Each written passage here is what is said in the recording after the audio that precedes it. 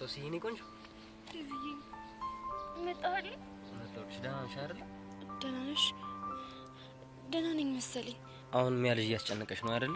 አዎ ዲቭ፣ አሁንም አይምሮዬ ላይ እየመጣብኝ ነው። ቆይ እሺ ምንድነው የሚሻለን? እኔ እንጃ፣ እኔ ምንም ሊገባኝ አልቻለም። ይኸው ዲቭ፣ አሁን ራሱ አንተን እየጠበቅኩኝ እያለ አይኑ፣ ፈገግታው፣ በቃ ሁሉም ነገሩ እየመጣብኝ ነበር። ወይኔ ዲቭ፣ አይኔ እያየ በቃ ሊቀማብኝ ነው አይደል? ኖ ቤብ፣ እኔ እኮ ማፈቅረው አንተን ብቻ ነው። ግን እኮ አሁን እሱንም ማሰብ ጀምረሻል። እሱማ ቆይ ግን እኔ ወድጄ ነው? ወደሽ እንዳልሆነማ ይገባኛል። ግን ደግሞ ነገሩ ከቀን ወደ ቀን ይቀየራል ብዬ ሳስብ ጭራሽ እየባሰብሽ መጣ።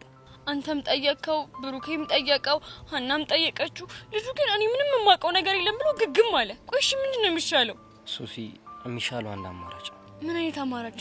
ኃይል መጠቀም። ከዛ በኋላ ሳይወድ በግዱ ያረክስልሻል። ኖ ቤብ፣ ይሄ ትክክለኛው መንገድ አይደለም። ለምንድን ነው የማይሆነው? ምክንያቱም አንተ ስትናደድ የምታደርገውን ነገር አታውቅም። ደግሞ ሄዳ የሆነ ነገር ካደረከው ትልቅ ችግር ይፈጠራል። እና አይኔ እያየ አንቺን አሳልፌ እንድሰጠው ነው የምትፈልጊው?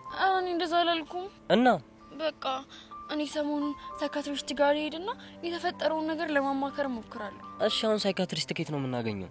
ለጊዜው ትምህርት ቤታችን ግቢ ውስጥ ያለውን ሳይካትሪስት አዋራዋለሁ። ነገሩ ከዛ አለፍ የሚል ከሆነ ደግሞ በቃ እቤት ነግራቸውና ሌላ ሳይካትሪስት ትፈልጋለሁ። እሱ ይሻላል ብለሽ ነው? አዎ ቤብ፣ እንደዛ ካልሆነማ በጉልበት ፈጽሞ የማይታሰብ ነገር ነው። ወይዳ፣ ቆይ ምን አይነት ፈተና ነው የመጣብን በእናትሽ?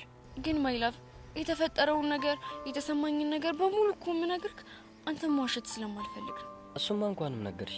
ግን ዴቭ፣ እዮሲ ትዝ እያለኝ ስለሆነ ለኔ ያለህ አመለካከት አልተቀየረም አይደል? የኔ ቆንጆ፣ ለሱ አታስቢ፣ በፍጹም አይቀየርም። ማይላቭ፣ እሺ አሁን ምንድነው የምትፈልጊው? ካፌ ሄደን የሆነ ነገር ልጋብዝሽ? አይ ይቅርብ። ለምን? ምክንያቱም ሀናና ሔዋን እየጠበቁኝ። በቃ እሺ፣ እንደዛ ከሆነ እኔም ብሩክ ላገኘው። እንዴት ነው? እሺ በቃ ባይ። እወዳለሁ። እሺ እኔ